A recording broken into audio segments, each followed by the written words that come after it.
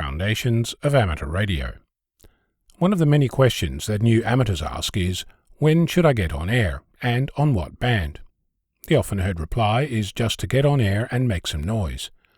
As time goes by, the importance of this seems to fade in favour of using HF prediction tools. Some amateurs never venture beyond that point, relying almost exclusively on technology to determine if they should turn on their radio or not.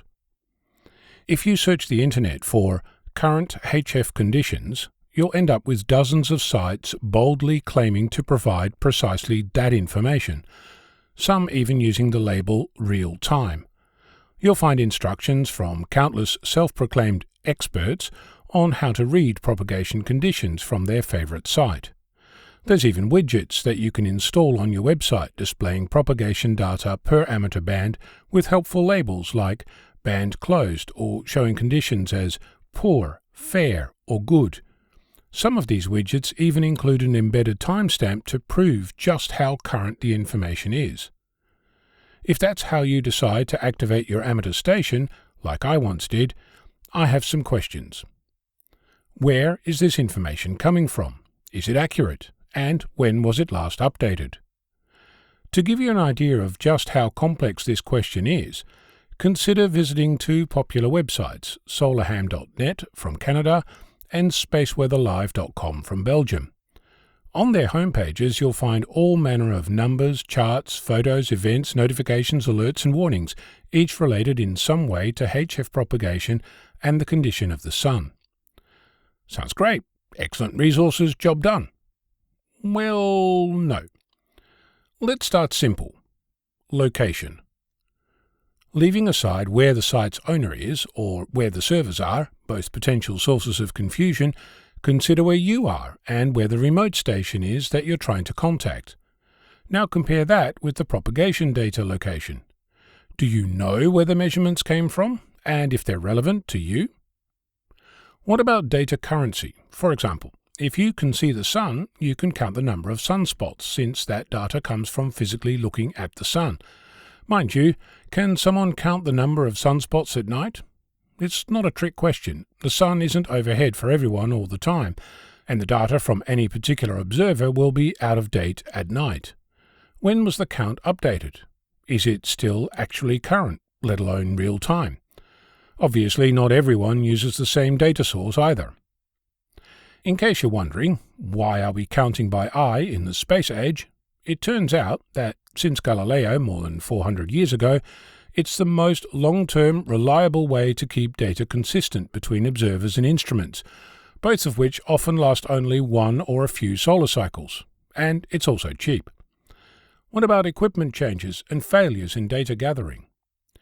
Geomagnetic activity isn't global. It's measured using a device called a flux gate magnetometer. Measurements from specific instruments scattered around the globe are combined into the planetary or KP index. You'll discover that locations used change over time, and when instruments are down, the numbers are estimated. But you won't see that unless you actually find and explore the source data. It's not just solarham.net and spaceweatherlive.com. It's pretty much every single site that shows any form of HF propagation or space weather information. Even sites based in a specific country, like the Australian Space Weather Service, have many instruments scattered around Australia. If you happen to be near an actual instrument, where near is anything less than 500 kilometres away, how do you know if that instrument was actually online when a measurement was made? Even if the instrument near you is working, is the data relevant to the receiving station on the other side of the planet? If you look closely at the sites giving out current HF conditions, you'll discover that most of these don't even tell you where the data comes from, let alone if any of it was estimated to come up with their current reported values or recommendations. If you start searching for historical information, this problem gets bigger. You'll find many sites that claim to have data, but are invariably underfunded, are rife with broken links, out-of-date servers, and moved, deleted, and abandoned pages. If you unearth a dataset, you'll discover that everyone uses a different standard to record their measurements. How do you even know if combined measurements are coming from the right column? Think I'm kidding? There are documents with warnings about different formats, calculations, and dates on which these changed. aggregating this data is challenging at best. So, is there a better way? Yep. You're not going to like it. Get on air and make noise. I can hear you groaning from here. It's not all bad. You can run your own beacon to see the conditions at your location. It's what started me down the path of installing a whisper or weak signal propagation reporter beacon and leaving it running 24/7. Currently I'm focused on very weak 10 milliwatt signals. So far it's been reported 3,685 kilometers away.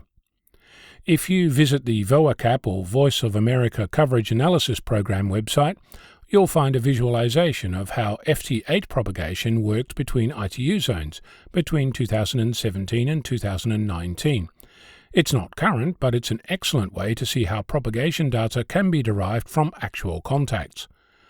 What we really need are more beacon transmitters and online receivers. I'm Onno, Victor Kilo 6, Foxtrot Lima, Alpha Bravo.